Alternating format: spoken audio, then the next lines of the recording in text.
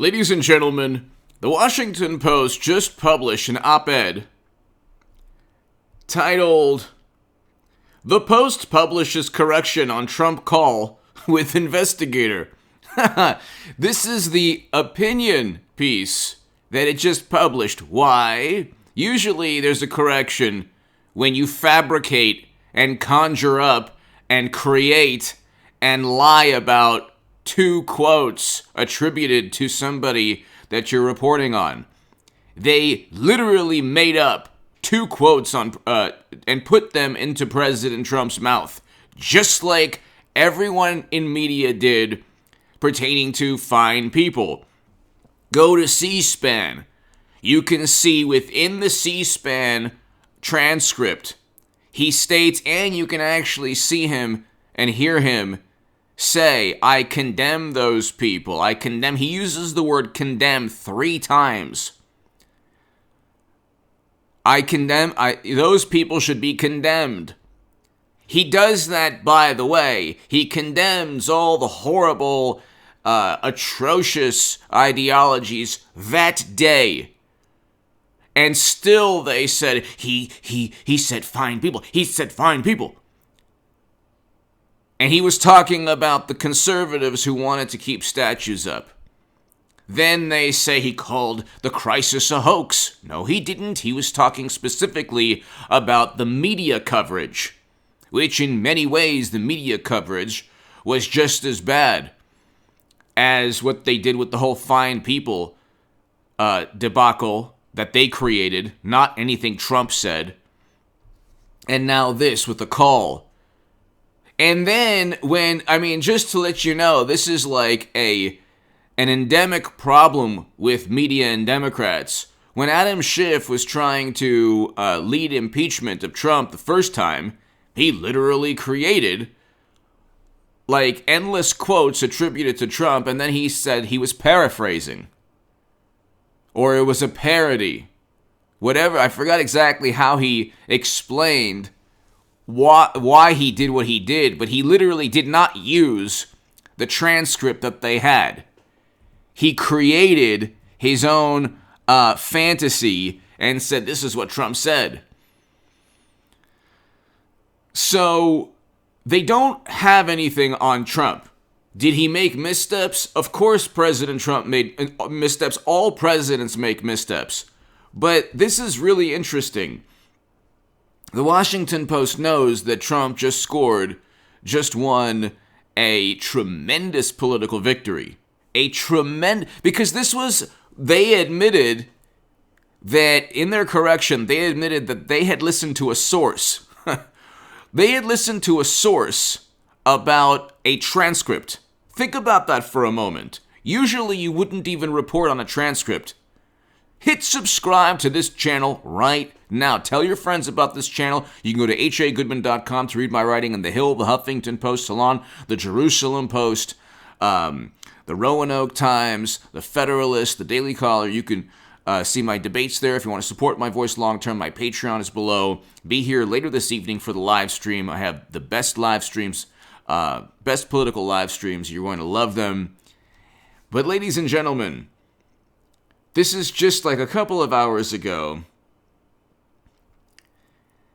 The op-ed entitled, "The Post Publishes Correction on Trump Call with Investigator," basically says, well, we spoke to a couple of people, and, you know, even though the New York Times and CNN and other publications had to retract their quotes as well in their stories, or issue corrections for their stories based on our story, which was completely false, because we fabricated and created and lied about two quotes,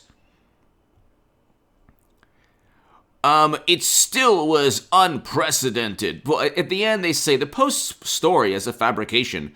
So the former president's partisans will attempt to memorialize the Post story as a fabrication. Yeah, it was. And it's a series of quotes attributed to Trump. He never said that you should inject Formula 409. That was not true. He never stated you should do anything. Then, of course, they said he's told everyone that they should. And then people believed him. And then he never downplayed. This is something that everyone should understand. And for this reason alone, you should share this segment everywhere.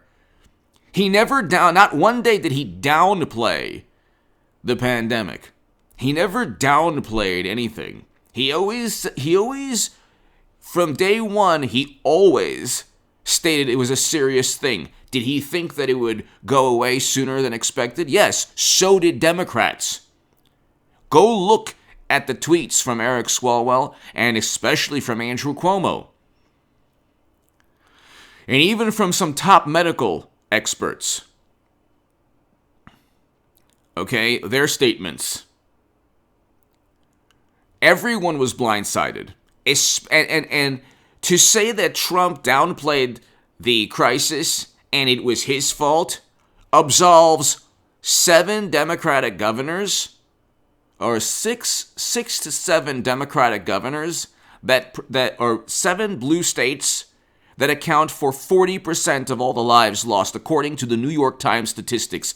How is that Trump's fault? They also have the highest unemployment rates in the country. How is that Trump's fault? I want to know. If there's a Democrat that stumbled upon this, how do you blame Trump for what Democrats did?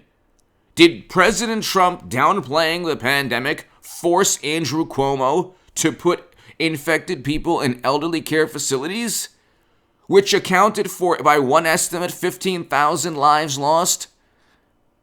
So this is what they do. This is how media works. It is pure public relations. It has nothing to do anymore, or very little to do, with actual reporting of legitimate stories. When there's actually a story that's legitimate, a genuine story that everyone should run with. Oh, I don't know.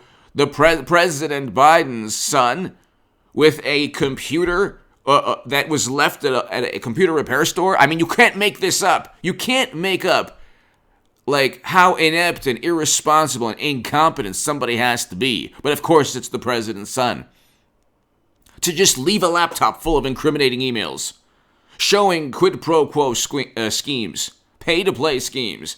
Oh, thank you for allowing us to meet or brokering a meeting with your father, when his father, President Biden, has lied through his teeth denying any meetings took place. Then the rebuttal is, well, you don't know if the meeting happened. You just know that there's an email about it. It's like, okay. Every possible conceivable benefit of the doubt is given to Democrats. Okay, check it out. Every possible conceivable benefit of the doubt is given to Democrats, and they fabricate quotes for Trump. And when they literally make up quotes, they say, well, you know what? It's unprecedented. No, it's not. You spent 4 years saying Russian Facebook ads swung the election. Do you think maybe you sowed any distrust?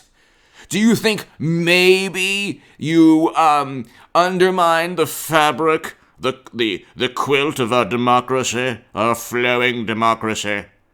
Do you think maybe you undermined the legitimacy of the 45th president when you were calling him illegitimate, when you were constantly, every single day, insulting, demeaning, disparaging him?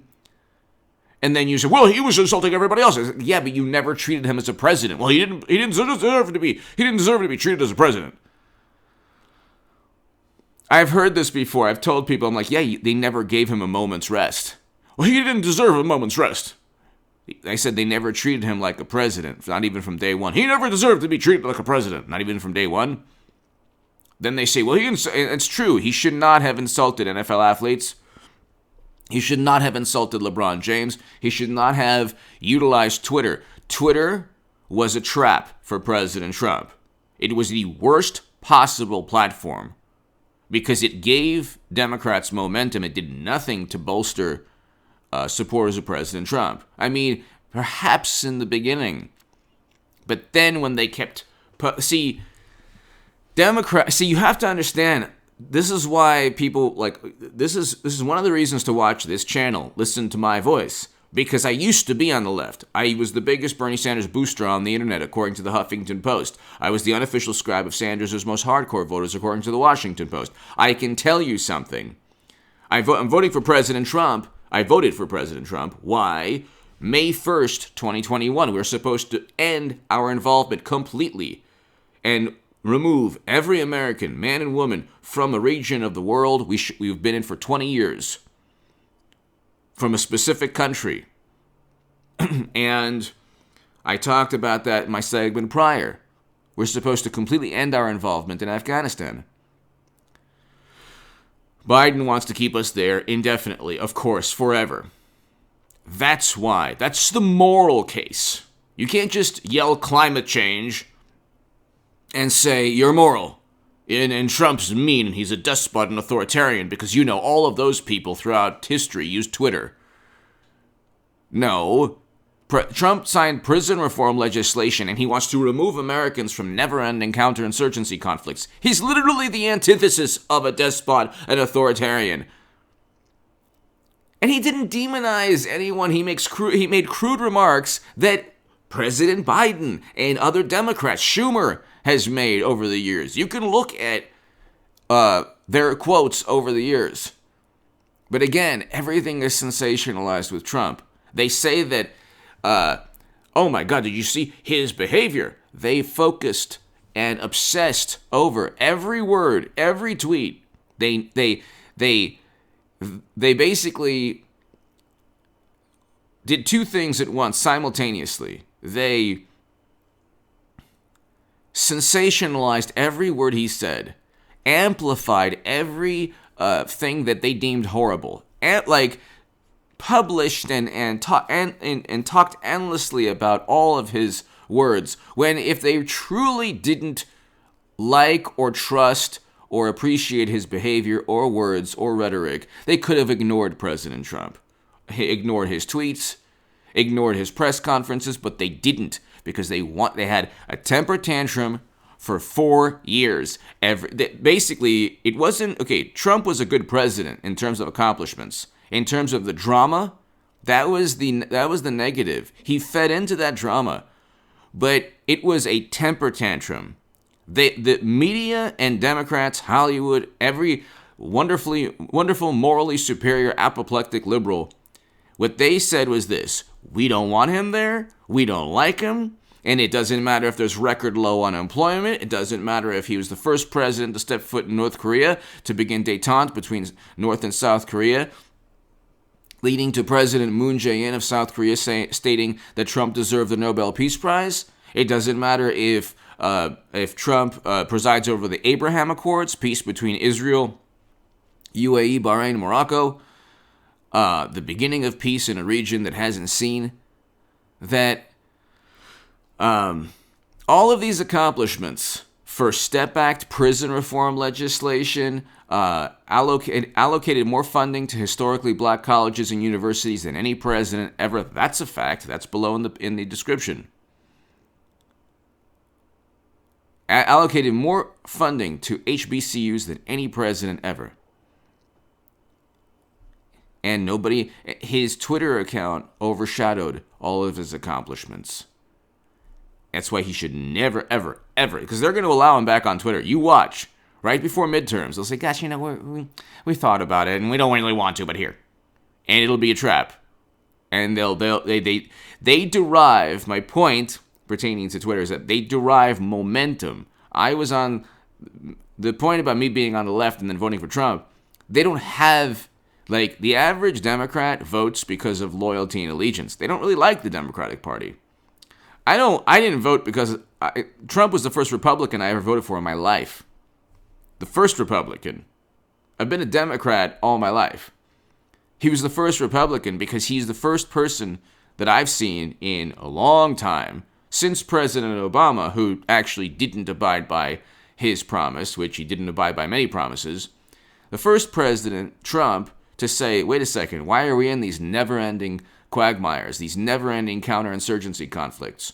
And all the people who say, I opposed Bush. Well, yeah, you voted, genius, for Clinton and Biden, the two people who voted alongside Bush, Cheney, and Rumsfeld.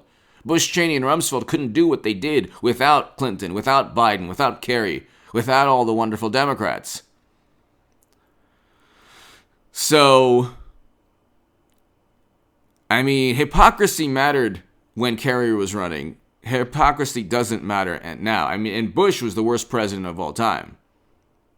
So, I mean, that's the thing. It's like you have every possible advantage. Jimmy Kimmel, Jimmy Fallon, Trevor Noah, Stephen Colbert, what is his name? John Oliver, James Corden. 6 late night shows or, talk shows or like Saturday Night Live. That's 7. You cannot enjoy yourself without listening to Democratic Party talking points. And they're easy to refute. It's not like these are comedians that aren't even that, they're not that funny anymore. Maybe they used to all be very funny, but they're not that funny anymore because they have they have to pump out the political themes, which alienates half the country, but they don't care. It alienates 74 million Americans, but they don't care. But you can't enjoy yourself nowadays without Democrats and media, Hollywood and media. There's no entertainment. Everything has a political tone because Democrats don't have a message. Their voters are generally not very enthusiastic. They ended anything Bernie Sanders started and turned Bernie Sanders into a crotchety, like a meme. Oh, look at Bernie with his big mittens. Oh, it's so funny and cute. Oh, look. He's this, irritable, crotchety,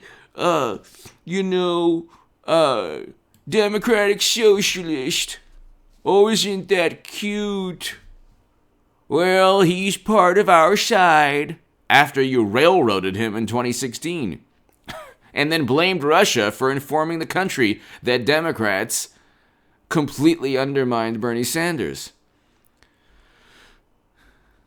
And so the emails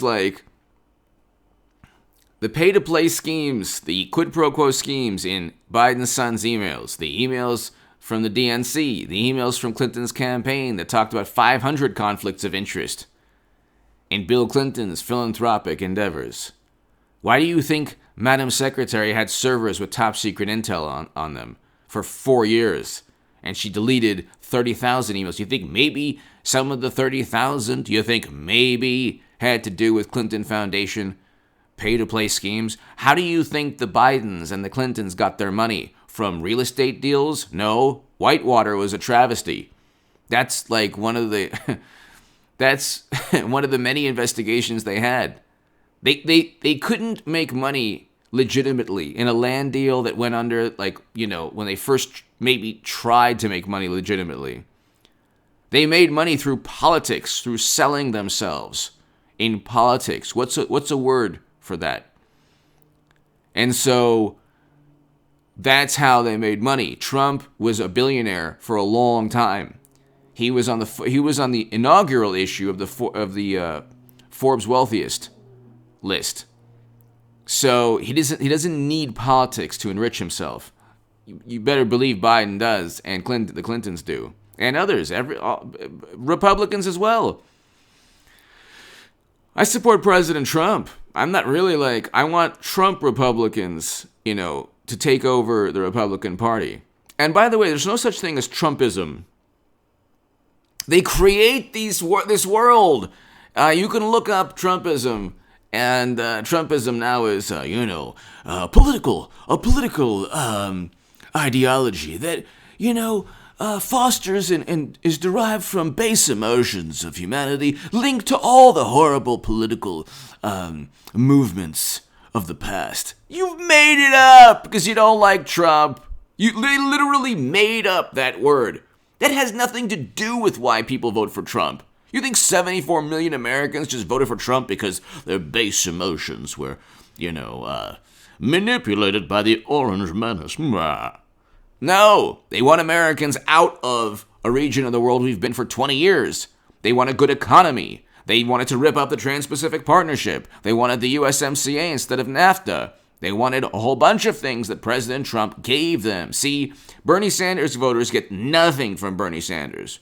I mean, my whole thing was I liked him because of foreign policy primarily, because Clinton was even more hawkish than President Obama. And Trump saved us from Clinton. Like, Trump single-handedly removed Americans or reversed U.S. foreign policy and was on his way to removing Americans completely from that region of the world. But see, all of his accomplishments were overshadowed by Twitter. But Democrats don't get anything. Like they get watered-down versions. They get incremental change that they don't want. They want transformative. Trump was a transformative president. So much so that media, Hollywood, intelligence operatives set him up. You think that the Steele dossier, that not only did they fabricate quotes, they utilized the Steele dossier and Comey's memos against him. This is all the while FBI officials were texting each other, how can we get Trump? And, oh, we'll stop him. And, yeah, there was no bias, according to one government official. Give me your thoughts below. It's a huge political victory because it's confirmation that even in March of 2021, they're still making quotes up. They still can't stop making things up about Trump because the truth about them is too incriminating. Give me your thoughts below. Be here tonight for the